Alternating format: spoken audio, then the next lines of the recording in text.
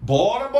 Mais uma aulinha, hein, gente? Não esquece de deixar aí o teu like, de deixar o teu joinha, de se inscrever no nosso canal. Se quiser, pede qualquer conteúdo que a gente vai gravando e vai postando. Tranquilo, gente? Essa aula é especial, vai para você, Julinha. Galera do segundo ano do Colégio Lourenço Filho aí em Fortaleza. Um forte abraço desse gordo que vos fala. Hoje o assunto é crise de 1929 e as ideias totalitárias. Show de bola, bora pra cima. Nós precisamos entender sempre os antecedentes. Nesse inteirinho, precisamos caminhar na perspectiva de analisar ali o que ocorreu nos anos posterior à Primeira Guerra Mundial. Então, a partir de 1919 até 1929, foram 10 anos em que o primeiro ponto que você tem que entender é a saída do centro da economia da Europa para os Estados Unidos da América. Então nós vamos ter agora os Estados Unidos como centro da economia mundial, a América como centro da economia mundial. Tranquilo? Bola para frente. Entendendo essa possibilidade, os Estados Unidos agora estarem no centro da economia mundial, nós precisamos reconstruir a Europa no pós-guerra.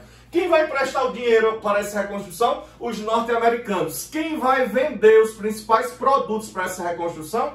Os norte-americanos.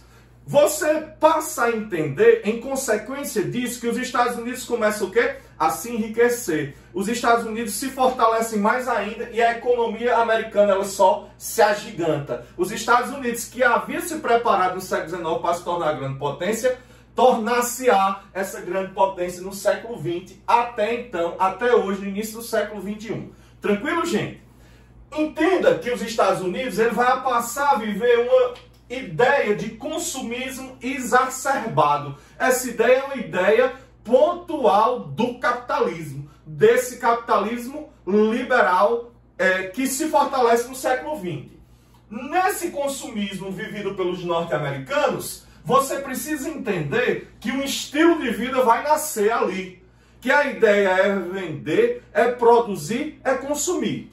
Mas passando 10 anos, chega ali por volta de 1928, a Europa já reerguida, a Europa já reestruturada, a industrialização organizada, o país não precisando mais de capitais norte-americanos, ela para de comprar, ela diminui a compra de outros produtos e ela começa agora a pagar o seu empréstimo ao invés de pagar só juros. Então a riqueza norte-americana ela começa a diminuir. Porém, a galera apaixonada pelo consumo e pela produção não vai diminuir de maneira alguma o consumismo. E esse consumismo está atrelado também à produção, na ideia de gerar riqueza. É nesse caminho que nós vamos entender o que nós chamamos na história de crise de superprodução. Professor, o que é essa crise de superprodução? Superprodução se produz acima da necessidade de consumo. A Europa não quer mais a compra total dos produtos produzidos na indústria americana. Eu vou agora vender para quem? Para ninguém. Eu vou estocar? Não. Lei da oferta e da procura. Quanto mais eu tenho um produto, a demanda de procura é baixa, o preço vai o quê? Descer. Se for uma crise inflacionária nos Estados Unidos, dedinho. Não. A crise aqui de superprodução gera uma deflação. Os preços vão cair. A valorização da moeda vai cair.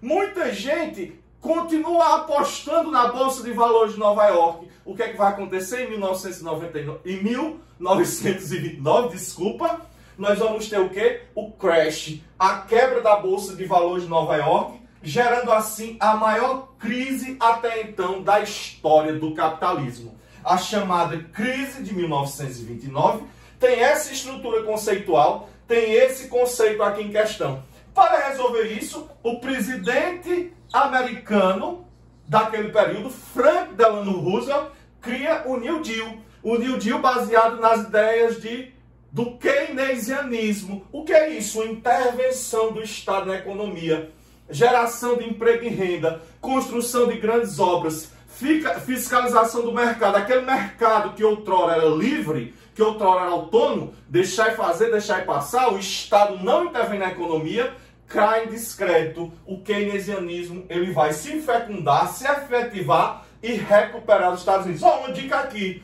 O Superman, o super-homem, o super-herói, Superman, ele nasce a partir da crise de 29 como salvador na ideia do cinema, que era ali em ebulição da década de 20, trazer a fantasia de um grande salvador, como foi Roosevelt, como foi o New Deal. Tranquilo, gente? É essa perspectiva que gera no final da década de 20 na Europa e no mundo, a partir da década de 30, sua estabilização, as ideias totalitárias. Quando eu penso aqui em antecedentes, a primeira coisa que eu preciso entender é Tratado de Versalhes. O Tratado de Versalhes, que gera um acirramento, que cria, pós-Tratado de Versalhes, lá na Alemanha, a chamada República de Weimar. Essa república liberal capitalista não vai dar o resultado esperado, não vai gerar emprego e renda. Com a crise de 29, nós vamos ter uma grande crise na Alemanha e na Itália. Você vai ter figuras como Hitler, Mussolini, Franco e Salazar aparecendo na Europa como salvadores da pátria. É nesse período também que aparece Getúlio Dornelles Vargas como salvador da pátria do Brasil. A ideia de progresso contínuo, progressismo que se vinha, as revoluções que se trazia, a industrialização, as novas ideias, o cientificismo, ela vai começar a parar. Por quê? O totalitarismo vai trazer a ideia de um salvador da pátria. O totalitarismo vai trazer uma ideia do indivíduo que vai salvar a economia, salvar o mercado, trazer os princípios conservadores. Em que contexto? Você entenda aqui, ó, que naquele período você teve um único país que se salvou da crise, a União das Repúblicas Socialistas Soviéticas. E aí, vou aderir ao comunismo? Esse comunismo que o Estado manda, esse comunismo que a reforma agrária de fato se fecunda? Ou eu fico no capitalismo aqui falido? É a pergunta.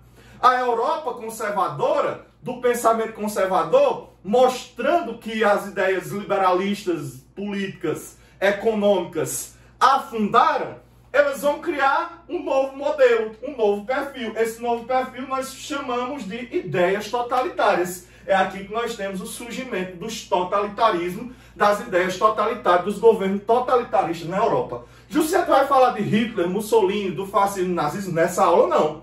Em breve gravarei outra aula falando de cada personagem, de cada país e de cada estrutura separadamente. Eu vou falar aqui, para finalizar nossa aula, do contexto geral do que fora o totalitarismo. Primeiro ponto aqui é você entender que existe uma ideia de nacionalismo ufanista. Professor, o que é isso? Ufanista é aquele que veio para salvar. Ufanista é aquele que tem uma paixão desmedida. Ufanista é a única saída, a única solução. Ufanista é romanticamente apaixonado, meio que louco, dá a vida pela nação, pelo país. Essa é a característica pontual. O líder pensa assim, ele transmite essa ideia e a grande massa compra a ideia e reproduz. Por quê? Porque o mundo vive crise, o país vive crise, a fome existe, o desemprego existe e os costumes tradicionais eles estão começando a deixar de lado. Ei, José, tu tá falando do Brasil de hoje, é? Não, eu estou falando da Europa, da crise. O mundo ele é cíclico, a história ela vive fatos cíclicos. Beleza? Quem tem memória não deixa reproduzir os mesmos fatos do passado. O Brasil nós não temos memória, a gente vive vivendo aí continuamente as mesmas problemáticas, as mesmas celulas. Vamos para frente. O que é que eu preciso no totalitarismo? Eu preciso de um único líder. Um único líder. Jussier, totalitarismo e ditadura é a mesma coisa? Não. Muito importante isso. Totalitarismo é um projeto, ditadura militar é outra. A exemplo, ó, na ditadura militar, nós temos mais de um partido. Aqui no totalitarismo, eu só tenho um partido. Um projeto de partido único. O partido do governo. A exemplo, o Partido Comunista Chinês, um único partido. O nazismo na Alemanha, um único partido. E aí, o culto a uma personalidade tem que existir? Tem sim. Opa, José, tu disseste aí uma diferença da ditadura, certo? Essa questão de existir mais de um partido. E a outra coisa, um único líder. Você tem o quê? Um único líder. No Brasil, por exemplo, na ditadura nós tivemos Geisel, Médici, Figueiredo, Costa e Silva. Na Alemanha não, só um, Hitler. No Brasil não, só um, Getúlio Vargas. Na Itália não, só um, Mussolini. Tranquilo, gente? Presta atenção nessas diferenças, é muito importante. Então eu tenho aqui um único líder, partido único. E a ideia de militarismo. Jussier, o que é militar, o que é militarismo? A essência militar é a proteção, é a ideia de boa convivência, é a ideia de auxílio social, é a ideia de segurança, de proteger a liberdade e as estruturas democráticas. O militarismo não. É o excesso, é a força, é a pancada, é a violência, é a morte. A outra ideia vendida é o armamentismo, que a população tem que ser armada para ajudar quem? O Estado. José, aí tu falando disso, me lembra o quê? De onde é que vem esse nome totalitarismo? Vem de total. Porque eles não aceitam que outra instituição tenha força. Só esse líder, só aquele que tem o poder total. Ah, não existe judiciário? Para quê? É o legislativo? Não. É instituições como a OAB. Para quê? Justo nenhuma organização? Não. Poder total na mão de uma figura. E aí a opinião não existe. E aí a arte não existe. E aí só existe um caminho a seguir, ó. O caminho do burrinho que está olhando só para frente, alienado. Essa é a estrutura de um projeto totalitarista. Beleza, gente? Preste atenção nisso aí. Vamos para frente. Eu preciso de quê? De culto à personalidade. Eu preciso ter o quê? Um mito, um salvador. Eu endeuso. Ei, Getúlio Vargas, gente, o povo ia com cartazes por desfile cívico. 7 de setembro, pelo amor de Deus, em qualquer cidade que tinha desfile cívico, levavam quadros, imagens, faixas, fazendo alusão a Getúlio Vargas. Ou ao nome é mais dele. Era um deus, um salvador, o ídolo, né? A propaganda do regime. Exemplo aqui, gente, que a propaganda ela era voltada para defender o regime, as rádios e as TVs elas se estatizavam.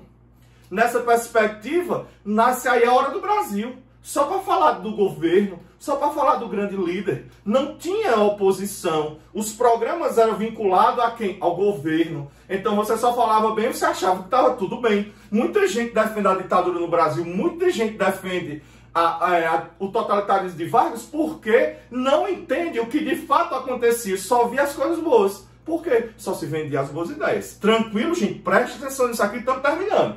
O último conceito é o culto ao passado. Se eu tenho culto à personalidade do líder, eu tenho culto ao passado, aquilo que era lindo, aquilo que é romântico, aquilo que fez bem, a conservação da ideia de família tradicional, a ideia de vínculos afetivos com a religião, a ideia de que o líder vai salvar ainda o grande rei, o Messias, etc, etc, etc, etc. São características importantes que você precisa entender. Lembrando que um conteúdo se relaciona aqui com outro. Crise de 29 é gerador das ideias totalitárias. Mais uma vez eu te mostro que a história ela é em cadeia. Ela tem uma lógica, ela é uma escadinha. Tranquilo, gente? Satisfação mais uma aula. Não esquece aí de deixar o teu like, de curtir, de compartilhar. Se inscreve no nosso canal, beleza? Assim encerro mais uma aulinha. Um forte abraço e até a vitória. Valeu!